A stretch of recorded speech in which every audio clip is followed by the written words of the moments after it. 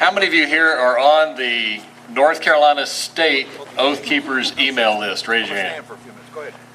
So it looks like about half of you. If you're not and you want to be, the first tent or the first white pop-up down there, we got sign-up sheets and you can sign up for that sometime here today. I also would like you to take a look at and pick up one of these trifolds on the CPT program. This is a program that Oath Keepers is utilizing and gearing up basically to put it to help your community in times of crisis. If you think about it, there are numerous examples when we've had either natural or man-made disasters across the country, and FEMA and other agencies, they either get there late or they can't handle the load. You need to take care of family first, your neighborhood second, your community third, and let the government come in and find out that you've already taken care of business. CPT is a program that will do that for you, so I encourage you to get one of these.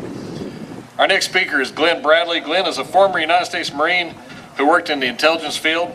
More recently, Glen was a member of the North Carolina House of Representatives.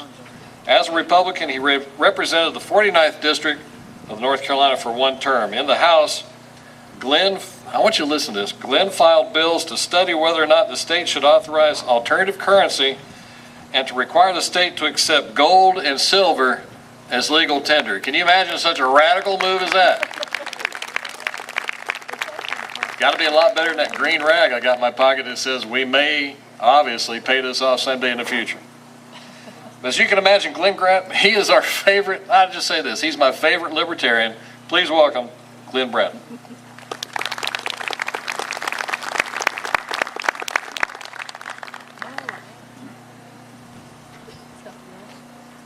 Good afternoon, ladies and gentlemen. As was said, my name is Glen Bradley. I served in the Marine Corps, and later I accidentally stumbled into winning the North Carolina State House. I was a strong believer in the United States Constitution from the time I was a very young child. And one of the reasons I had joined the Marine Corps in the first place was because I wanted to personally hold up my hand and swear the oath to uphold and defend the Constitution against all enemies. Ladies and gentlemen, it is important for us to remember that the Constitution is the foundation of good government in the United States. We can look around us today, and the United States government has gone into what appears to be mass madness. And the reason our government has come off the rails is because we have forgotten our founding documents.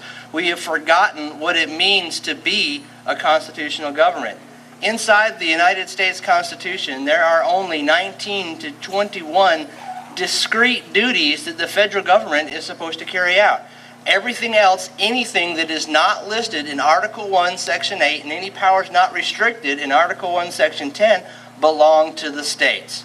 We have to remember that the federal government was established by the states in our Constitution. The federal government is the child of the states, and when the federal government runs amok, we need to stand up and be parents and put the government back onto the Constitution.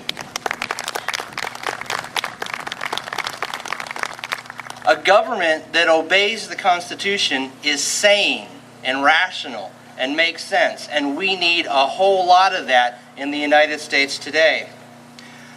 The United States came away from our constitutional government pretty early. It started in 1803 with a Supreme Court decision by Marbury v. Madison that invented this idea of judicial review out of thin air. As the parties who created the compact, which is the Constitution, that is the states of America, it's up to the states to determine what is and is not constitutional, not up to 9 robed judges in Washington, D.C. When we do that, what we see is a judge who we thought was on our side, who was appointed by a Republican president, deciding that health care is somehow a right and that a fine is somehow a tax, and that a tax can rise out of the Senate and completely nullify the Constitution with a single decision. And we cannot allow that to happen anymore. I'm here because the government is acting like a stubborn and stupid child, and it has been doing so for over a century. Ladies and gentlemen, this is not a Republican problem or a Democratic problem or anything like that. It is a problem of runaway government that has completely forgotten our Constitution and come off the rails, and this is a disease of both parties. We are in a lot of trouble, but the Constitution maintains a great deal of defenses that have been built into it by our founders. All of us in high school have learned what the concept of checks and balances are. We know that the legislature writes the laws. The president isn't supposed to write the laws. He's supposed to just enforce them. And the judiciary deals with complaints between states and on matters of law. Well, we've forgotten that, and we're trying to treat constitutional obedience as if it's a group thing. We have seen from the example of Justice Roberts that we can't rely on the Supreme Court to determine what is and is not constitutional. The Supreme Court is often wrong, and even when they make the correct decision, a lot of times they do it for the wrong reasons. A good example that I did want to give everyone here is way back in the day, there was a Supreme Court case called Plessy v. Ferguson. This Supreme Court case allowed segregation in the public sphere, in schools and government buildings and such, and it was a bad decision. Well, several years later, in I believe it was 1956, Brown v. Board of Education came by and made the correct decision, but for the wrong reasons. They overturned Plessy v. Ferguson, but they invented a brand new idea of group rights out of thin air to do so, and we are no longer the individual sovereigns before God that we were designed to be in the United States. We became collections of groups, and each group with their own discrete rights, and now we have to deal with affirmative action that is making us not people, but groups. America is an individualist society. We are a Republican form of government. What a Republican form of government means is that every individual in this country is equal under the law. We don't have one people held to a special law that can, delete all their emails and no one can see them.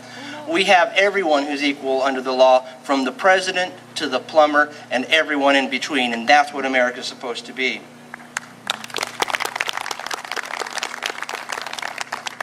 We talk about checks and balances on constitutional power in a very abstract or academic sense. We talk about them as though they don't apply to us. They apply to those people who get elected and sit in Congress, or they apply to the guy in the White House, at least they're supposed to. But they have to become real to each and every one of us. Checks and balances are not only a distant, abstract idea, they belong to every individual who swears the oath to uphold and defend the Constitution. This is the ultimate defense of the United States Constitution, is the oath of office. When you look at the oath of office, we swear the oath before God. We don't swear it to government. We don't swear it to a president. I mean, that's part of what we're supposed to obey in the oath.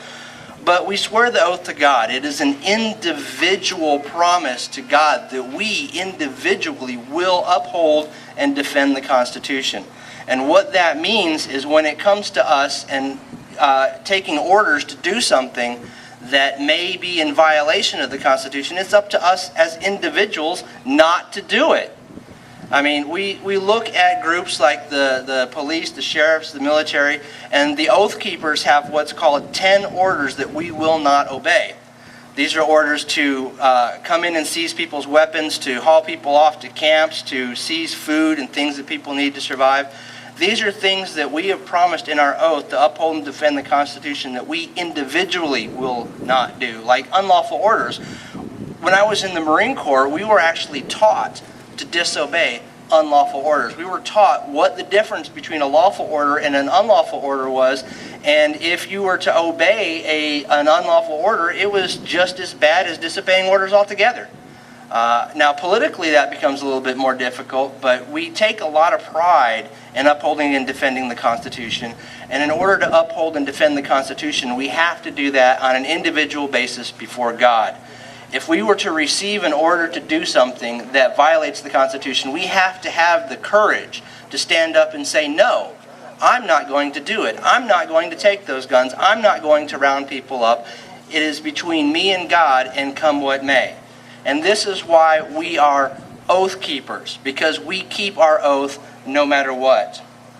We swore an oath that's not upheld to any government, but to God, and that makes it an individual duty. We are obliged to simply not do anything that is in violation of the Constitution. If every person were to obey their oath to uphold and defend the Constitution, we would not have unconstitutional government. You look at the end result of every point of government, whether it's the military carries out actions in a foreign land, whether it's the police carrying out actions in our domestic streets, our cities, our counties, our towns, everything the government does comes to a point, and at some point that leads to the point of a gun. And that's why the people who have been vested with the authority and the privilege of going armed as an agent of the government have to swear to the oath to uphold and defend the Constitution. If we're not tied to the Constitution, we are not American government. And we can see what happens when our government becomes unmoored from the Constitution in the United States today. And this is what we are here today to correct, to make oath-keeping an American tradition once again. We, each of us individually, simply must refrain from doing those things that violate the oath.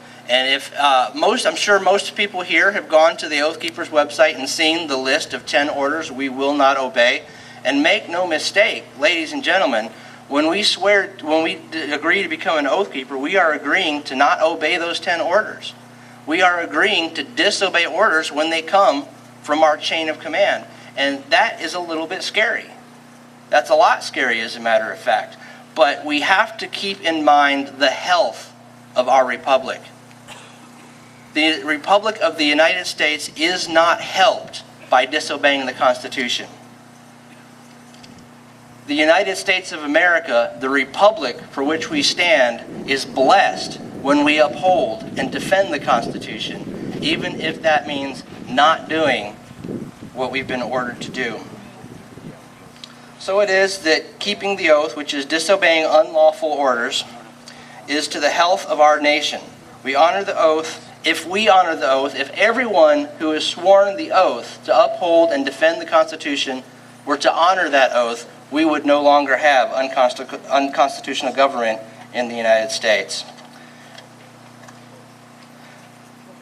Now, ladies and gentlemen, when I was in the State House, one of the things that I did that made me a radical, that made me a rebel, was I would stand up to defend constitutional government no matter what.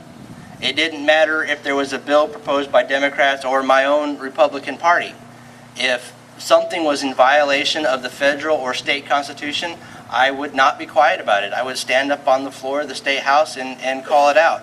And that, again, is a very difficult thing to do, but this is the courage that we need in America today to stand up and take it back.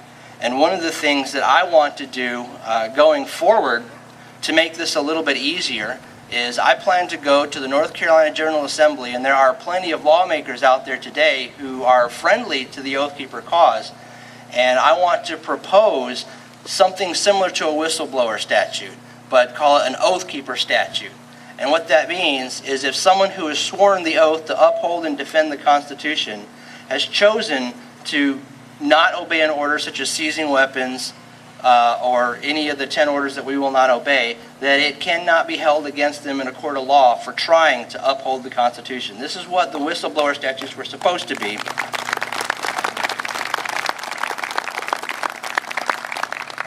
And when we have that concept in law, it will become easier for those who have sworn the oath to keep the oath. And keeping the oath, again, is the key to restoring constitutional government.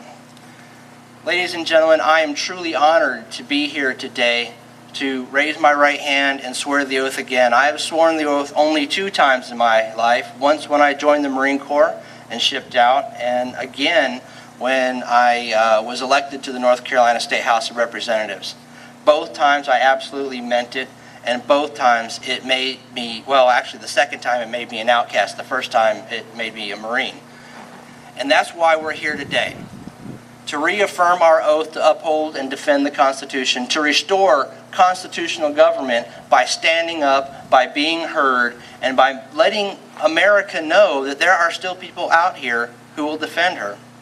America is in more trouble than even many of us realize. Our financial area is just falling apart. The dollar is collapsing. The Federal Reserve is run amok. And if the petrodollar doesn't fail and send us to economic disaster, then we have a tyrant government in Washington, and who knows what they're going to do next. The reason I have hope that America will survive and for future generations is because of you, brave ladies and gentlemen, right here, who are committed to upholding that oath, to uphold and defend the Constitution, who absolutely mean that we will have a constitutional government in the United States. Thank you, ladies and gentlemen. I want you all and all of us to go forth, keep our oath, and be oath keepers. Thank you so much.